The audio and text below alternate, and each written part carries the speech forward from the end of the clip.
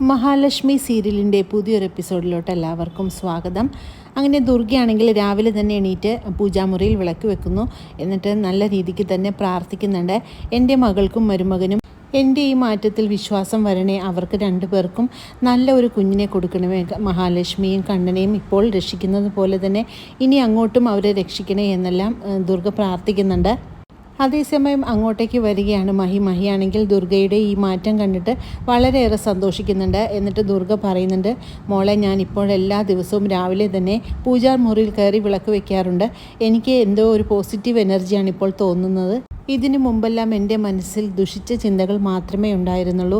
ആ സമയത്താണ് കണ്ണനെ ഞാൻ മരുന്ന് മാറിക്കൊടുത്ത് അവനെ അതെല്ലാം ഇപ്പോൾ ഓർക്കുമ്പോഴേക്കും എനിക്ക് വളരെ സങ്കടമാണ് മോളെ. അതുകൊണ്ട് ഞാൻ എപ്പോഴും ഭഗവാന്റെ മുന്നിൽ കരഞ്ഞ് പ്രാർത്ഥിക്കാറുണ്ട് എൻ്റെ കണ്ണന് വേണ്ടി എന്നെല്ലാം പറയുന്നത് കേട്ട് മഹിക്ക് വളരെ സന്തോഷമാകുന്നു.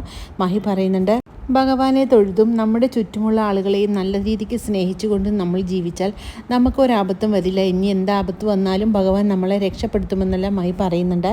പ്രാർത്ഥനയെല്ലാം കഴിഞ്ഞു വരുന്ന ദുർഗയാണെങ്കിൽ അടുക്കളയിൽ നിൽക്കുന്ന മഞ്ജുവിനെയാണ് കാണുന്നത്. അങ്ങനെ മഞ്ജുവിൻ്റെ അടുത്ത് ചെന്നിട്ട് പറയുന്നുണ്ട്, മോൾ എന്തിനാണ് രാവിലെ എഴുന്നേറ്റത്? അമ്മയുണ്ടല്ലോ ഇവിടെ ജോലി ചെയ്യാനെന്നെല്ലാം പറയുമ്പോൾ മഞ്ജു പറയുന്നുണ്ട്, എൻ്റെ വീട്ടിലെ ജോലികളെല്ലാം ഞാൻ ഒറ്റയ്ക്ക് തന്നെയാണ് ചെയ്യുന്നത്. പക്ഷേ ഇപ്പോൾ അമ്മ ഈ അടുക്കളയിൽ കയറേണ്ട ആവശ്യമില്ല. പോരാത്തതിന് ഏട്ടത്തിയും കുഞ്ഞും കണ്ണേട്ടനും എല്ലാം ഉണ്ട്. അതുകൊണ്ട് എപ്പോഴാണ് അമ്മയുടെ മനസ്സ് മാറുക എന്നറിയില്ല.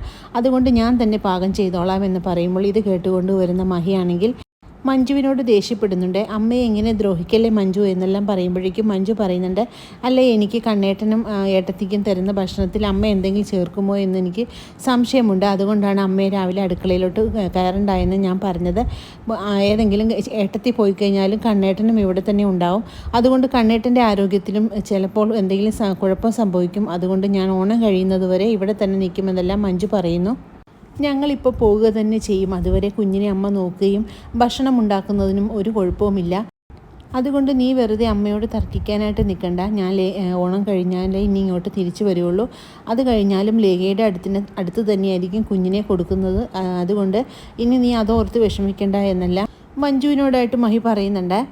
പിന്നീട് പ്രതാപനെയാണ് കാണിക്കുന്നത്. പ്രതാപനാണെങ്കിൽ മുത്തശ്ശിയോടായിട്ട് പറയുന്നുണ്ട്, ഞാൻ തിരിച്ച് ജയിലിലോട്ട് പോകുന്നതിന് മുമ്പ് എൻ്റെ മോളുടെ സന്തോഷം കണ്ടിട്ട് വേണം എനിക്ക് പോകാൻ.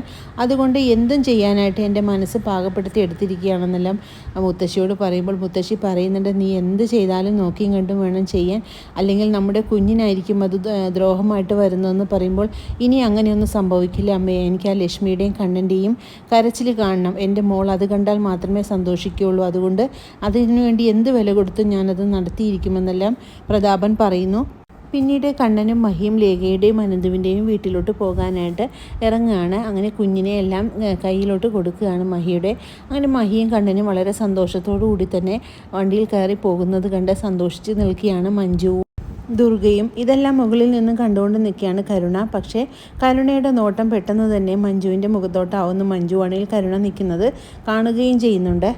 ഇവരെ കാണുന്നതും കരുണയാണെങ്കിൽ വല്ലാതെ ആകുന്നുണ്ട്. കരുണയാണെങ്കിൽ പെട്ടെന്ന് തന്നെ ടെറസിൻ്റെ മുകളിൽ നിന്നും മാറിപ്പോകുന്നുണ്ട്. കരുണയ്ക്കാണെങ്കിൽ ഇതിൽ കൂടുതലൊരു നാണക്കേടുണ്ടാകാനില്ല. കരുണ നോക്കുന്നത് ഇവർ കണ്ടതുകൊണ്ട് കരുണയും ആകെ വല്ലാതെ ആയിപ്പോകുന്നു. പിന്നീട് മഞ്ജുവും ദുർഗയോടായിട്ട് പറയുന്നുണ്ട്, അവൾ നോക്കുന്നത് കണ്ടോ അമ്മേ? അവളാണെങ്കിൽ മനസ്സിൽ ദുഷിച്ച ചിന്തകൾ വെച്ചുകൊണ്ട് തന്നെയാണ് ഇപ്പോഴും ജീവിക്കുന്നത്. അവൾ മാറിയിട്ടുണ്ടെന്ന് പറഞ്ഞതെല്ലാം വെറുതെയാണെന്നും അതുകൊണ്ട് അവളെ സൂക്ഷിക്കണമെന്നെല്ലാം പറയുമ്പോൾ ദുർഗ പറയുന്നുണ്ട്, ശരിയാണ് മോള് പറഞ്ഞത്. അവൾ ഒരിക്കലും മാറാൻ പോകുന്നില്ല. അവൾ ആ മുത്തശ്ശിയുടെയും പിന്നെ പ്രതാപൻ്റെയും വിത്തല്ലേ. അവൾ എങ്ങനെ മാറും? അവളുടെ മനസ്സിൽ എപ്പോഴും കൊലയും ചിന്തയും മാത്രമേ ഉള്ളൂ എന്നെല്ലാം ദുർഗ പറയുന്നു. പിന്നീട് കണ്ണനെയും മഹിയെയും കുഞ്ഞിനെയും കാത്തിരിക്കുകയാണ് നമ്മുടെ ലേഖയുടെ ഈ കാത്തു നിൽപ്പ് കാണുമ്പോഴേക്കും അനന്ത് ചോദിക്കുന്നുണ്ട്, നീ എന്തിനാണ് ഇങ്ങനെ ടെൻഷൻ അടിക്കുന്നത്? അവരിങ്ങോട്ട് തന്നെയല്ലേ വരുന്നതെന്ന് പറയുന്നു. അവരെത്ര നേരമായി ഇറങ്ങിയിട്ടെന്നാണ് മഞ്ജു പറഞ്ഞത്. ഇത്ര നേരമായിട്ടും ഇവിടെ എത്താറായില്ലേ? ഒരുപാട് സമയമായല്ലോ അവരിറങ്ങിയിട്ടെന്ന് പറയുന്നു. ഒന്നാമത് അവർക്ക് ചുറ്റും ശത്രുക്കളാണ്. അതുകൊണ്ട് എന്തെങ്കിലും ആപത്ത് സംഭവിച്ചോ എന്ന് പോലും എനിക്ക് പേടിയാണ് അനന്തുവേട്ട. അതുകൊണ്ട് എനിക്ക് ആകെ വിഷമമാണ്. അവരൊന്ന് വന്ന് കണ്ടാൽ മാത്രമേ എനിക്ക് സമാധാനമാവുള്ളൂ എന്നൊക്കെ നമ്മുടെ ലേഖയാണെങ്കിൽ പറയുന്നുണ്ട്. അങ്ങനെ വളരെ ത്രില്ലിംഗ് ആയിട്ടുള്ളൊരു എപ്പിസോഡുകളാണ് ഇനി വരാനിരിക്കുന്നത്. റിവ്യൂ ഇഷ്ടമാകുകയാണെങ്കിൽ ലൈക്കും ഷെയറും സബ്സ്ക്രൈബും ചെയ്ത് സപ്പോർട്ട് ചെയ്യണേ. പുതിയൊരു എപ്പിസോഡിനായിട്ട് നമുക്ക് കാത്തിരിക്കാം.